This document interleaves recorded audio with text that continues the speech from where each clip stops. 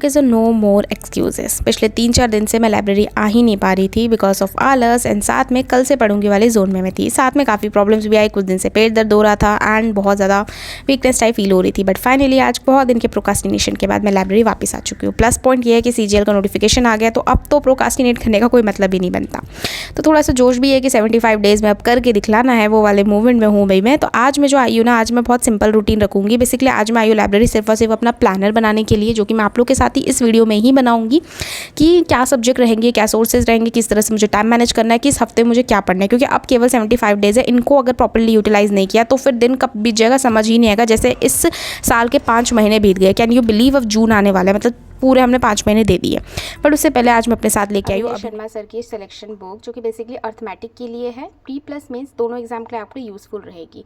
आप इंडेक्स पे देखिए तो आपको सारे चैप्टर देखेंगे, चाहे वो simplification, percentage, profit loss, compound interest या simple interest, mixture alligation, ratio preparation या फिर पार्टनरशिप या फिर एजेस रिलेटेड जो प्रॉब्लम्स होती है वो। तो आज मैंने इस बुक का सिंप्लीफिकेशन कर रही थी क्योंकि फर्स्ट चैप्टर वही है। क्वेश्चन के लेवल काफ़ी अच्छे हैं, तो कई बार मुझे डाउट भी जाते हैं, तो उसके लिए मैं क्या करती हूँ, हर क्वेश्चन के साइड में ना QR दे रखा है। आप इस QR को स्कैन करेंगे तो डायरेक्ट आप सोल्यूशन पे पहुंच जाएंगे, जो कि अभिनय शर्मा सर ने खुद करवाया, एंड पर्टिकुलर वही सोल्यूशन ओपन होगा वहाँ पे।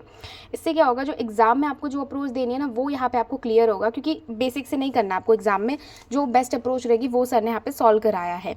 इससे आपको हर क्वेश्चन की क्लैरिटी रहेगी, एंड काफ़ी अच्छी तरीके से आपका ना एक रिविजन टाइप हो सकता है इसमें मेंस लेवल तक का। तो वॉल्यूम 2 तो मैंने आपको बताई थी, वॉल्यूम 3 अब मैं इसको यूज़ करने जा रही हूँ। काफ़ी ही बढ़िया बुक है, आप इसका लिंक ना डिस्क्रिप्शन में एक बार चेक कर सकते हैं। अगर आप इंटरेस्टेड हो प्रॉपर चाहते कुछ प्रैक्टिस के लिए, कूपन कोड प्रीति 10 लगाइएगा, आपको एक्स्ट्रा डिस्काउंट मिल जाएगा। चलते हैं हम अपने प्लानर बनाने के लिए।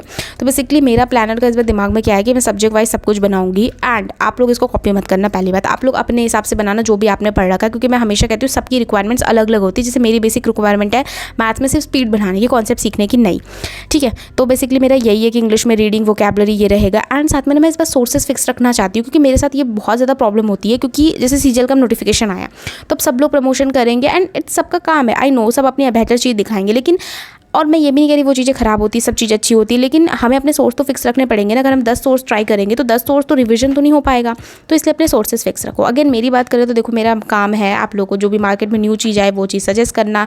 तो आपको इनोसेंट नहीं बनना है, आपको मैच्योरिटी दिखानी है, और अपने सोर्सेज आज ही के डेट में फिक्स कर लेना है कि आपको किससे क्या पढ़ना है। तो रीजनिंग के लिए मैंने मॉक टेस्ट रखा है, एंड साथ में मैंने कमल सर के जो भी पर्टिकुलर टॉपिक होंगे उन्हीं का, जैसे कि कोडिंग, डिकोडिंग या फिर नंबर सीरीज। फिर मैथ्स में मैंने FRB रखा है, लेक्चर एक बार करूँगी और PDF से 3 बार करूँगी। बाकी किसी भी चैप्टर के अभी तक मैं PDF प्रैक्टिस तो नहीं कर पाई हूँ। खैर, फॉर्मूला बुक एंड कैलकुलेशन, साथ में सेक्शनल मॉक मैं बहुत ज़्यादा रखने वाली मैथ्स के लिए, लाइक एक दिन में 3-3। तो आज भी मैंने काफ़ी सारे शायद 4-5 मॉक दे दिए थे, जिसमें से एक मॉक ये था।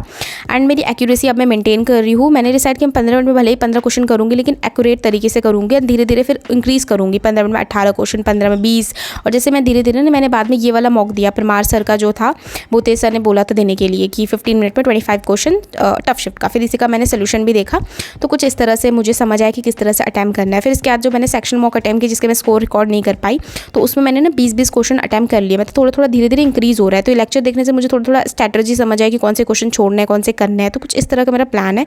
अभी कुछ दिन मैं सिर्फ मैथ्स और GK के साथ ही रहूँगी। So that's set for this video. तब तक के लिए बाय बाय।